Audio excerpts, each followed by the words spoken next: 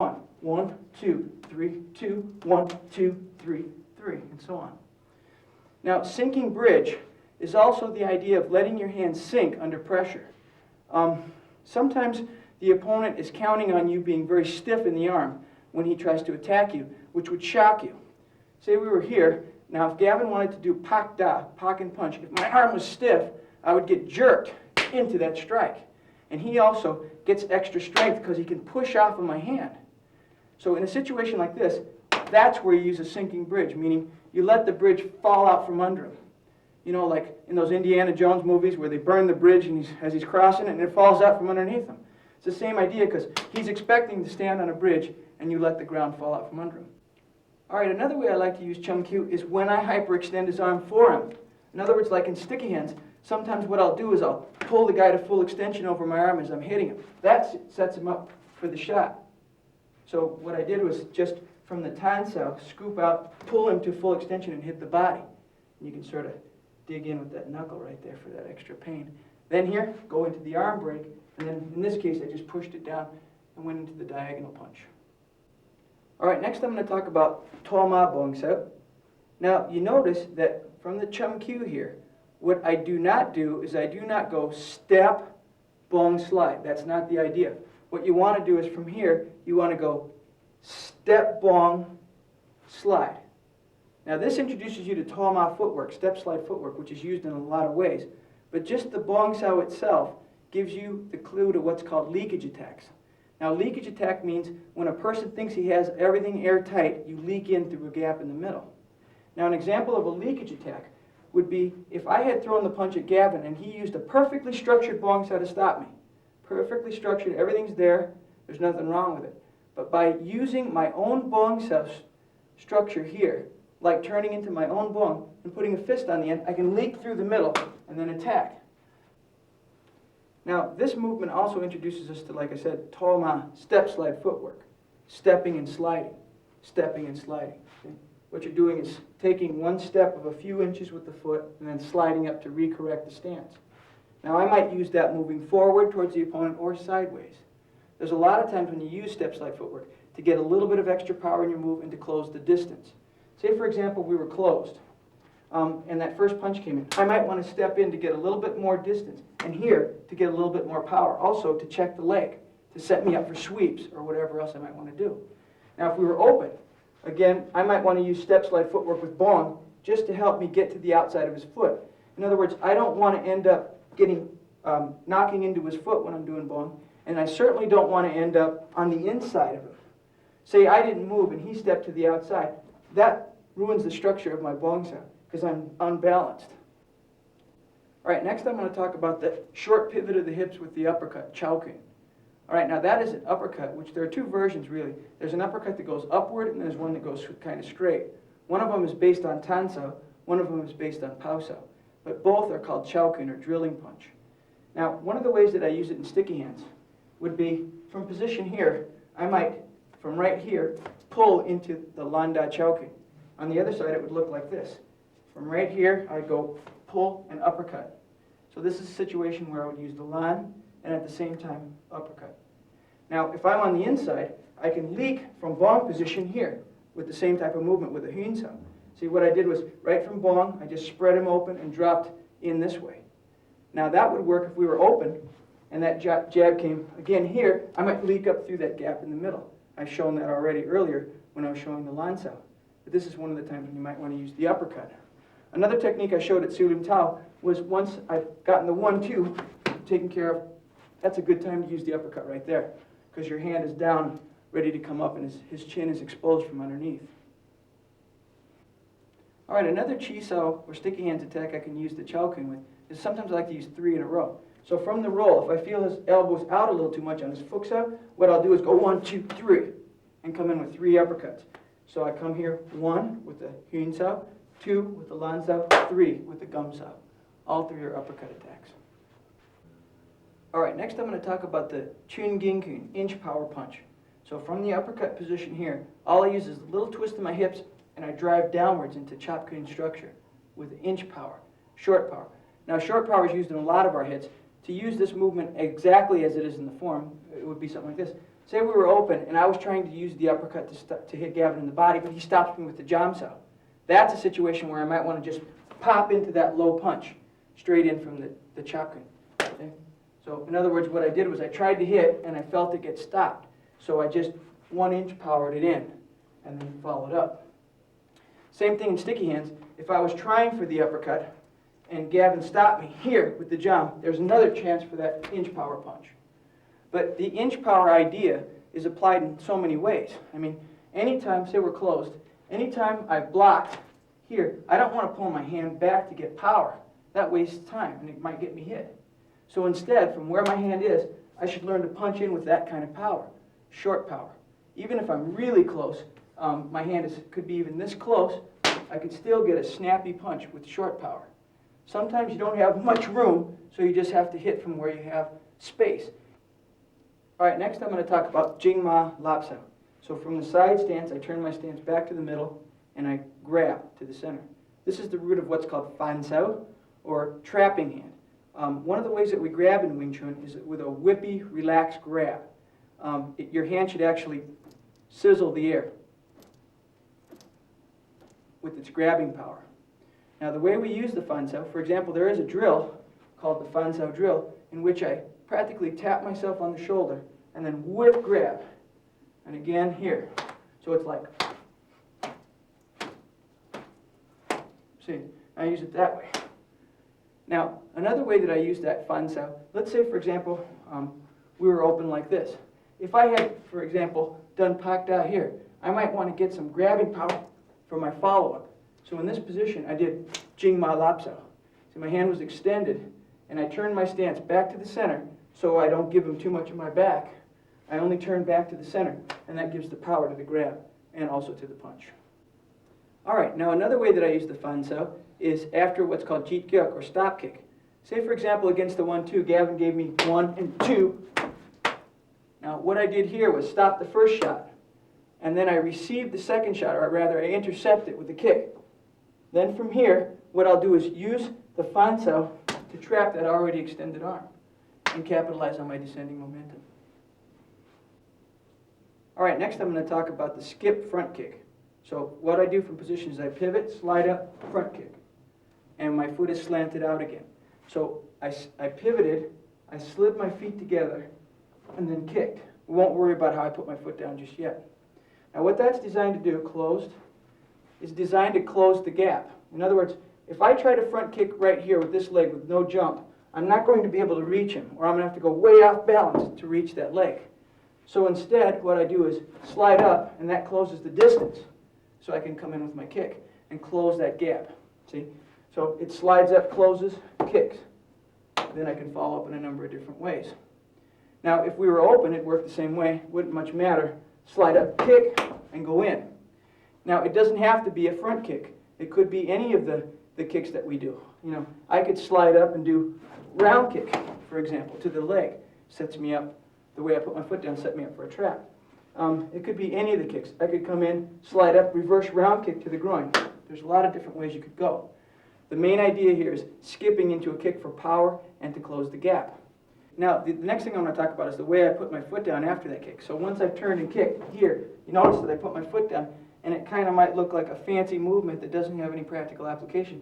But actually, there's a good reason for it. There's a few good reasons. One of the reasons is, after having kicked, it sort of chambers you and gets your hips ready for another kick. So it gets you all twisted up and ready to kick again. The main application for it, you see, normally when you kick a person, it's sometimes hard to kick twice in a row. In other words, when let's say we're closed. Now, in other words, if I have kicked the first time, just like in the form, and if I put my foot down forward, it becomes difficult for me to kick again because I'm very close to my opponent. So it's kind of tough that way. So that's why you see a lot of times guys are sparring or whatever, they'll throw one kick and then jump back. So what I like to do is, instead of that, is I like to kick here and then put my foot down, and that allows me to be close enough to kick again. Now, it wouldn't matter to me if my opponent moved backwards or not. Like I showed that combination a little while ago, where I threw the punch to get his hand up, and then I side kicked here, there I can follow him as he moved backwards. You see, it wouldn't matter to me if he didn't move at all. Here, I just plant close and kick again. And if he moved a lot, I'd just go here, plant further forward, and kick again. So it allows me to make that decision at the last possible minute where to put my foot down. I'm just following him. All I do is maintain the upper body distance as I put my foot down. Now another way we might use that is open. Now that the way I put my foot down could be, after having kicked down to the groin, for example, I could fall into this position, locking the knee, then spread them open for an attack with the knee. So all I did here was come in, kick to the groin, slide down to a locked knee position as I hit. Then from here, spread him out, and that opened him up for the knee shot here. So this is another reason why I use that twisted knee lock. All right, next I'm going to talk about Wanggyuk, plant close, Wanggyuk, land as normal. Now, what that's designed to do, it brings in, secondly, the side kick. As I was talking about, the Jingyuk, or front kick, was the first kicking structure where your shoulders were square to the opponent. Wanggyuk is the second kicking structure where your shoulders are 45 to the opponent. In other words, when I'm square to the camera, I can throw the front kick. My shoulders are square. But when I throw the side kick, my shoulders are 45 to the camera. But that's what I'm talking about in relation to the opponent. Now the time I would use that side kick, for example, just from right here, I might turn and kick right there to the knee. So I turn my front foot, wham, side kick. Now if my opponent reacted by moving backwards, that's when I'd use that cross stomp and kick again. So again, from position, I turned, kicked, he moved backwards, I followed him, and then kicked again. So that sets up my distance. Now I can use side kick, say we're closed, and he's going to kick my knee with that rear foot. That's it. So he's about to try to kick my knee. I can use side kick to stop that kick. That's called a jikyuk, or stop kick. Slow motion, you stop him by kicking him right across the shin, and then go in with your strike. Stop kick, like I showed earlier, in that one combination where he was doing the 1-2, say for example 1-2 here. I might go here and then wham, stop kick, meet him as he's coming in. So I've stopped the first shot, second one, capitalize on his power coming in. So I can use stop kick in that way. So there's a lot of different ways you might use your side kick. As I showed before, you can use it with a skip. Say we're closed. I might use a skip side kick to come in, close the gap to attack the knee. You know? And all I did there was close, side kick to the knee, and then plant trap hit. All right, another way I use that straight knee lock is after the round kick. Say, for example, I skip round kicked in, I'd follow his leg down to a position where I have it locked, and again, I have the sweep. Now, if we were closed, I'd be the exact same thing. I'd come into the groin shot, slide down the foot, and then again, I have the cross sweep. That could be followed by a stomp. All right, next I'm going to talk about dropping into the double low bong sao and flipping up to the double tan. Now you notice that as I step forward, I catch up to my hands and I sink, and my wrists are closer to my body than my elbows are. And at the same time, my body sinks backwards. Then I flip up and my body raises from the spine. Now that teaches us sinking and raising. But first of all, the low bong sao as a block. What I do not do with low bong is if a punch is coming at me low, I don't just bat it over with low bong. Situation like that, I prefer to use like Chum sao or gum. Okay? The time I like to use low bong is from prior bridge contact. Say, for example, Gavin had stopped my first punch and then scooped me open and tried to hit. Now the raising tan would then come in against that next shot, the tan that came up. See, in Silim Tao, bong, and then tan went down. In Chum Kyu, it's low bong, tan going up, so it's backwards. And it's used in a little bit different way. So again, it was like stopped here, and then here I had to move in with that raising tan. Now, another time I like to use the low bong sao is as a sinking bridge, like I was talking about a little earlier. See, remember I was saying that when Gavin hits down, I let my hand collapse into the low bong structure. This way, I can then go into that raising tan to create the trap. So I gave him butter and let my hand collapse under his trap. Then from there, raising tan, got him into the stupid trap situation.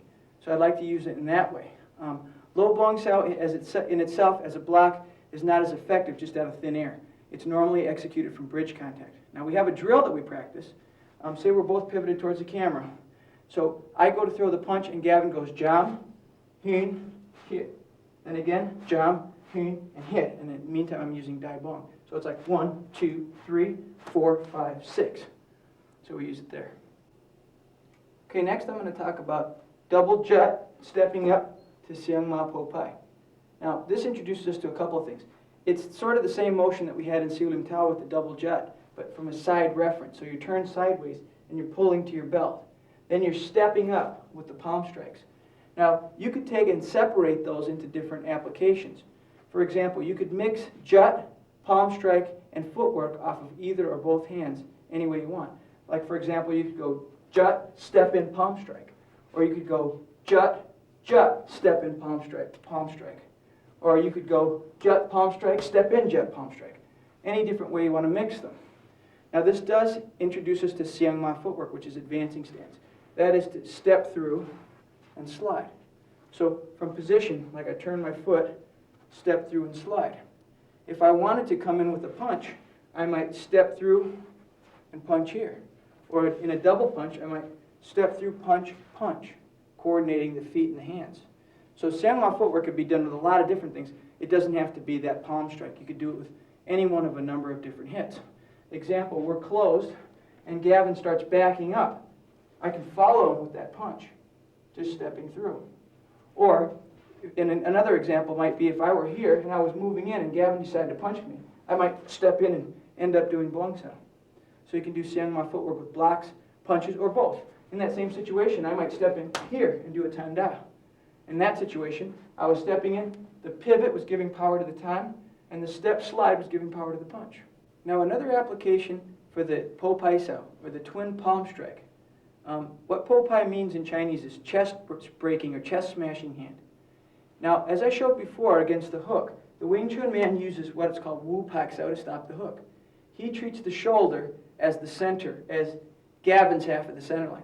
Right now, because that punch is coming in from a different angle than a straight punch would, I changed my center line theory, and I think of Gavin's shoulder as being his end of the center line. You'll understand more about that when you watch the theory tape. But for right now, let it suffice to say that normally in a long-range hook like this, I'd like to use a double block. This attacks his wrist, at the same time attacks the bicep. So if he punches hard, it hurts his arm. The harder he punches, the more it hurts. Now, if that second hook came in tight, I do not have time or space to do Wu Pak Sao. I'll get hit because it's too close. So from a situation here, that's what Po Pai Sao is designed for. So what you'll do then is stop it from the bicep and the chest. Stopping the chest kills the punch from its source. And stopping the bicep, just make sure that you don't get cut just by some residual garbage that's swinging by. So in the double hook situation, it would look like 1, 2. And again, it goes, and you stop it from its source. All right, next I'm going to talk about the Kwak Sao, or spreading hand, which is nothing more than 2 Hyun Sao motions. In other words, from position, I spread, snap, circle, snap, and then pull.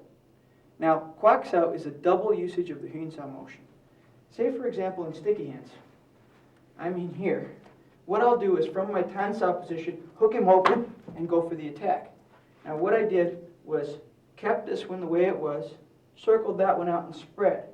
That created the opening for me to move in and hit. Now, I might do other things there. For example, during that spread, because